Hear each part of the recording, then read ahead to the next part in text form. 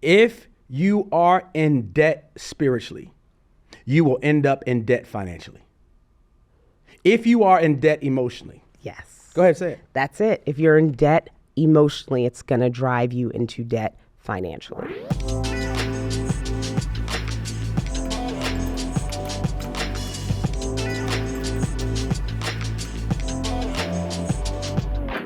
What is going on, 2 equals 1 listeners? Jimmy and Irene here with the 2 equals 1 marriage podcast. But we are inviting singles. All the single ladies, all the single dudes. Join in, tune in, pull up your seat, get in the room, want your face in the place. Because we're about to take a deep dive about money. Don't get married until your debt does not define your decisions. Don't get married. So many people are getting married with debt.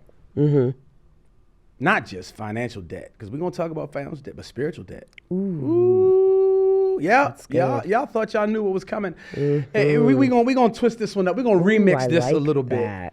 But so many people are like, man, Irene, I hear so many people.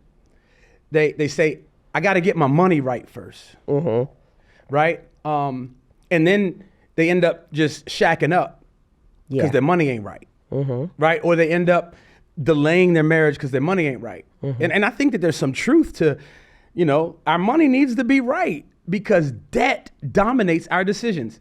Debt, financial debt will dominate your decisions. It will have you saying no to something you're supposed to say yes to. It'll have you saying yes to something you're supposed to say no to. I have experienced in my own life. Like we're just getting to a place where we're debt free. That's right. But we brought debt into the marriage. Do you remember what was on your table when we met? Y'all, oh my gosh. My first date with Irene, we show up, I show up, we go out to Baltimore, Inner Harbor, sparks are flying, Irene's holding my hand. She actually grabbed my hand and saved me from a car hitting me. Real true story. True story. You were so distracted by my beauty. I was distracted by your beauty. Yeah. Got to her house. And afterwards, I drop her off for a date, kissed her, put these soup coolers on her, put these lips on her. Sparks flew. She wrote a song. Soup coolers, yeah, y'all don't know what soup coolers are? It's like if you got a bowl of soup, right? You blow it. Oh my gosh. Your lips are soup. Cool. Never mind, that's an old statement. Anyway, and on her table was, I'm talking about 100 envelopes. Stack of bills. Of bills. And you had debt. I didn't know anything about anything. I didn't know, I had never been taught anything about finances. So I wasn't paying attention.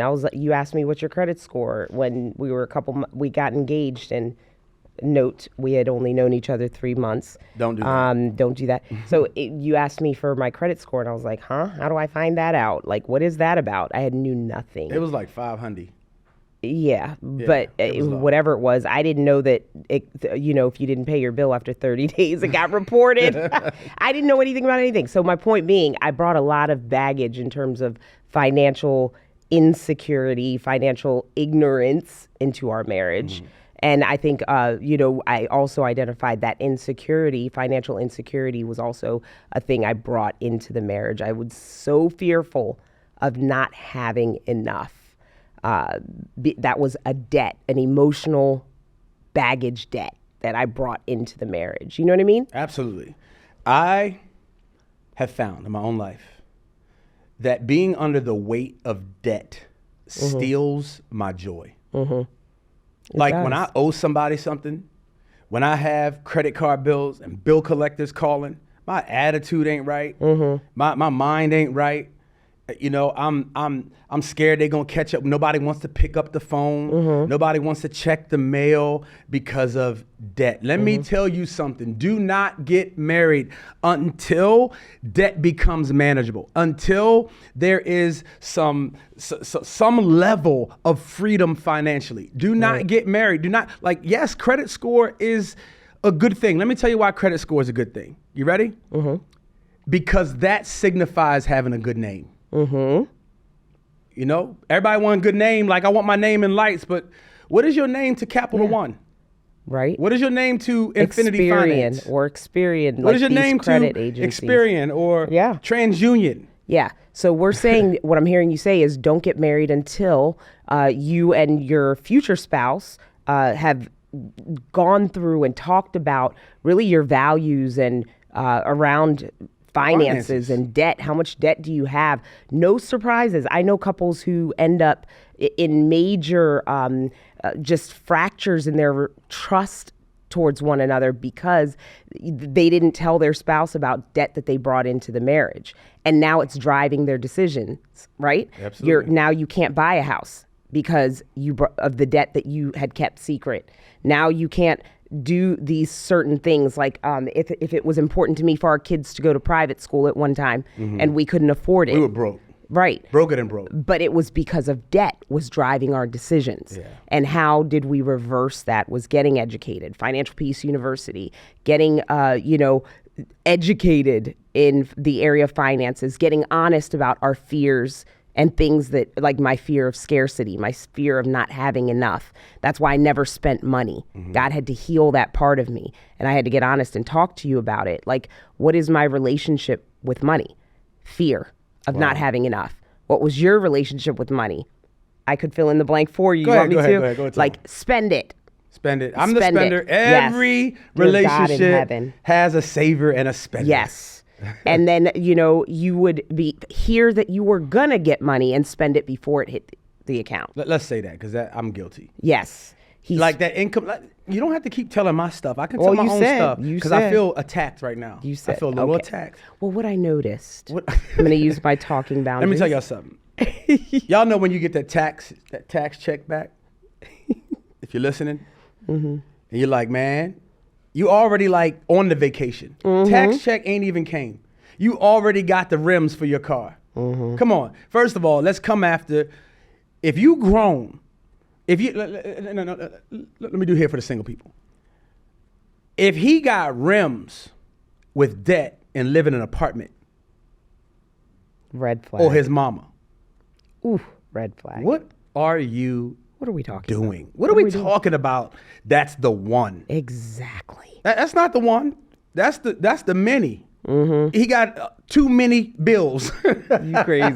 You crazy. But what I'm saying is like, think about it. That's the guy who's playing video games all night, not getting a plan for his future financially. That's why I love my friend Anthony O'Neill. Y'all need to tune in to Anthony O'Neill's podcast. Amazing. Talking about debt and relationships and how these things are like setting up legacy. Yeah. You know what? It is impossible to have financial legacy if you're in debt losing. Right. Like we were in debt. Let me tell y'all something. God has been gracious to us, and I'm grateful for it. God, his favor has been amazing. Yeah. You were looking at a couple who 20 years ago filed for bankruptcy.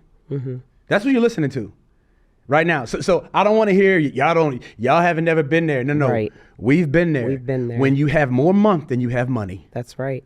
When you have no emergency fund and you need new tires. Right. When the moment you get out of debt, like God has blessed us. We've been out of debt and then back in debt because we got out of debt financially, but our mindsets hadn't changed You yet. got to preach right there. You got to change your mind. mindset. That's what Romans 12 and 2. Do not conform to the patterns of this world, but be transformed by the renewing of your mind. Do not fit into this culture. Yeah. Culture says more. It says spend, not save. What do you think about that? I think about the fact that it's a contentment issue at the end of the day. You're down my road right now. Yeah, we're not content, so we want more. It's never enough. And that I believe that can be death to marriage, death to our relationship with God. Like this lack of being able to ever arrive or have enough. Like, are you able to get to the point where you're like, I'm okay. I'm okay with what I have. I'm okay with what I drive. Like, I don't have to have, like, ask yourself this question if you're wondering what is really behind your motivation about something. So why does it matter? Why does it matter if I have rims? Why does it matter the brand of car? Why does it matter? Can you leave me alone right now? Oh. Can you stop stepping on my feet? Well, I mean, the thing is, when we ask ourselves that honest question, I do believe that we can get to the bottom of what's weighing us down and why we're striving in the area of finances, keeping up with the Joneses and spending, and then ending up in debt and putting stress on our marriage. And now we have to go to work. We have to earn a certain amount of money. And there's this pressure on us that's impacting our day-to-day life. What if we were generous, tested God in his scriptures about tithing? It says that's the only place in the Bible where it says, test me in this. Are we tithing to the local church? Test him in this. And he says he'll give us more than we have. He'll give us more than we have room to receive. So test him in it. Tithe. But here's the thing. The spending part, back to that piece, we had to put a limit on our generosity. Generosity is what drew me to you. Yeah, I was giving too much You away. were giving so much away that it was putting us in debt. Yeah. That's out of moderation too. So our financial advisor said, you guys have to have a generosity budget. And if you want to go over and above that, you're going to let go of something else. Something else has to give. So that means maybe Jimmy's not getting some new shoes this month. He doesn't need them anyway. You're going to give away. That's going to become part of your generosity budget. But here's the thing, until we started talking about it and working through it, I don't want the person out there listening who is engaged or trying to get married. I don't want you to disqualify somebody who has bad credit, who may not know yet. Is it trending in the right direction? That's it. That's what you're trying to say. That's what I'm trying to say. Talk about it. Like financially trending in the right direction. Yeah, I just need you to be perfect, trending. But are you willing to admit, I have a contentment issue? Yeah. And I was willing to admit I knew nothing about credit.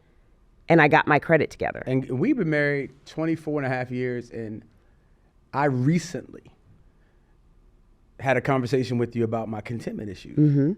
That like our debt over the years has been a product of a lack of contentment. And for those of you who don't know a little bit of my story, I grew up with nothing. And God began to bless me, on vocationally before I pastored. And I was number one in sales for this technology company. And I began to have stuff. And I began to make an income. But what happened is I never changed my mind when God changed my level of income. Like I felt like my level of income would grow, but my mindset stayed the same. Like when you get blessed, you have to change the way you think. That's what Anthony has been helping me, if I'm listening to his podcast and subscribing and all that, it has helped me really understand that it's not about what I have, it's about what I leave. That's good, Jimmy. Like financially, like I want to leave an inheritance for my children's children. I want to leave good credit. I want to leave a good name. Yeah. I want to leave a savings account. I want to leave a 401k. I want to leave, an emergency fund.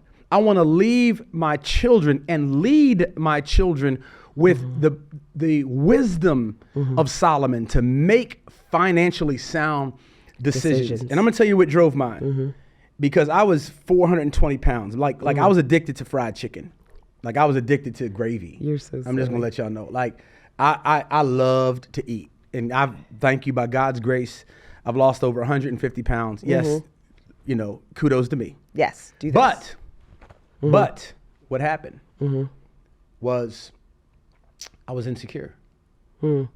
So when I lost all the weight, now I can buy clothes that I couldn't fit in before. Jimmy, you better preach. I could go in a store and buy jeans. Because you shopped in one store. I shopped at one store my entire adult life. That was big and tall. Yep. And as soon as I dropped the weight, y'all, I was years. Gucci, Louis, Yep. whatever. If it was foreign, I would Excessive. buy it. Come on, y'all. It had to, but because I felt good about myself. What happened was I lost the weight, but didn't lose the mindset. Right. So insecurity drove my financial decisions. That's right. Debt drove my financial. If you are in debt spiritually, you will end up in debt financially.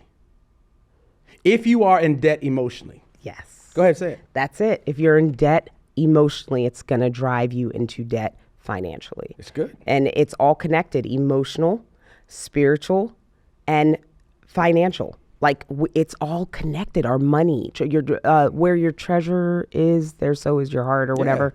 Like we have to get, money is a thing. And did you know that it's the number one argument with people and number one reason for divorce? Like is financial issues. Ooh. So why aren't we talking about this more? Don't get married until debt is not driving your decisions. Your emotional debt, your spiritual debt, and your financial debt. Get on the same page about your values, or restoring and redeeming what you have wasted, and in terms of your finances and debt and money and stuff like that. The past is the past. What are you going to do moving forward? Are you trending in the right direction? So that's pretty much what this episode is all about. It's all about what is don't let debt drive your decisions. Don't get married until you're on the same page with somebody about how you're going to recover your finances. What is your future about finances? What does your past look like with your finances? Have those real discussions so you're not mad and resentful when you get married. I think that was brilliant. And I also think that let's talk to the single people who maybe you're the female and you're like, I want him to pay for everything. Oh, yeah. But he's trying to get out of debt. You know, and if we don't go to this level of restaurant, then he's not the one for me. Yep. You know, maybe he's being a good steward. Right. You know, maybe date night needs to be, come on, Chick-fil-A. Come on. And, you know, pulling up, you know, and watching an outdoor movie. I don't know what they call it. Drive up movie. Drive you up, are so old. whatever it is. But like whatever it is. PB&J. I'm old, like, y'all. I'm old. I'm sorry. PB&J, picnic. Go sit and watch the sunset. Yeah. Because here's the thing. You really made me think, because I have a son and I have 2 daughters. Yeah. They all have Ruth Chris Steakhouse taste buds. They in for a rude awakening. Right. But on both sides. Yep. Because I know Jaden can't afford Ruth Chris yet. Don't talk about my son. Yes. So but he has Ruth Chris taste buds, and he has seen you dine me at places like that. So he's going to want to do that for 50. His spouse. But you have to constantly remind him that you are 50 and you are at a different place financially. And then our girls, we've had to talk them off the wall and be like, hey guys, it's not going to be sushi and steak and potatoes every time you go. It's steakums. Right. French fries. Like and leftovers. Don't disqualify a guy because he's doesn't have the money that your dad has at this point in his life. So I think that can we, like, Jimmy, help the couples out there who need some language. They want to go, this is the dating people. How do they talk about it? Like, you're dating and you're broke. Yeah. How does a guy talk about that? Like that, get vulnerable about the fact that, oh my gosh, I'm in between jobs, I'm on a budget, I don't know, like, so that to manage the expectations. I think in between jobs, like, that might need to wait until you date. Like, get a job. That should be your priority. Oh. Your priority should be working.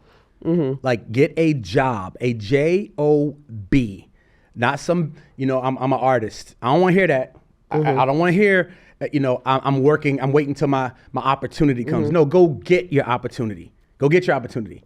Like, you got to be willing to do whatever it takes. I tell my son this all the time. Until you are grown and prove yourself, there's some things you have to do before you get to do the things you want to do. Oh my gosh. I'm preaching right here. That. There's some things you have to do. And in the area of money, if a guy says to you, I'm working on my finances, I want to date you, I want to go out with you, but can we just do an at-home date like you said? Can we just get some bread and peanut butter because I want to be a good steward?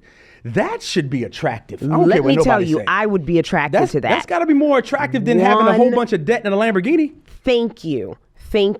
Because I do not want the guy who is out there blowing our money and, we have no nest egg when we get older. We have no retirement. Like, I want the guy who is going to have that grit also and not quit. From one of our other episodes, we used that term. more grit than quit. Like, to me, it's better to have somebody who's willing to stick with me when our finances are horrible. Like, there was a time we've both experienced, I experienced job loss, and it was so weird for me because for 6 months, I've always worked my butt off. I am a equal contributor to our finances I'll be a in our stay-at-home house. husband. I ain't gonna lie. Let me tell you something. You can make as much money Jimmy as you wanna be. Rollins jokes all the time about how he's the breadwinner and different things like that. I have equally contributed to the resources of our household. Remember, you left your 6-figure job to go into full-time ministry, and I was the breadwinner for years. Like, we have both carried weight. Yeah. And we have taught our children that, hey, don't get married until you have somebody who's going to be willing to work to contribute to the household together. And, I just think that it's super attractive if a guy said something like that, like, hey, I'm trying to be a good steward of my money. We gotta get rid of these cultural roles. Yeah. Let me tell y'all something. Not enough can become more than enough if you're willing for a season to live on just enough. Shoot. Not enough can become more than enough if you're willing to live on just enough. And here's the thought. It's called the 10-10-80 life. Okay. Tithe 10, save 10, live on 80. The 10-10-80 rule. Tithe 10, save 10, live off of 80. I was going to say, remember that season where we heard a message and it was decrease for increase? I remember that being a super impactful time where we sold our house, sold our cars, and just downsized everything for a season of our life. Absolutely. So we could get out of debt. And we both made that, we came up with a plan, we made a commitment, and we did it. We decreased so that later we would experience an increase financially. We were able to tackle our debt and things like that. Did you remember that season? I do. And Did I it think impact that you? principle is for us all. Like I told Kayla and our girls one night, you were traveling, and we went to Ruth Chris on a Thursday. Thursday night. Now here's the deal, like that was purposeful. Not that I normally go to Ruth Chris on a Thursday. It was a purpose. I took my girls out and I said, hey, the guy you meet is never gonna be able to take you to Ruth Chris on a Thursday. Lower your expectations. Yeah. If he gotta have a lemonade stand to keep a job, help him with that lemonade stand. I'm telling you right now, single people, listen to me. Do not get into marriage. You have to be careful to commit to covenant to somebody's debt. Don't get married until married people, guess what? Get out of debt. Decrease for increase. We love y'all, so we tell y'all the truth up in here. We ain't lying up in here. No, we are not. But look what God has done. Amen. We'll see y'all next episode. Y'all take care now. Don't let debt dominate your decision.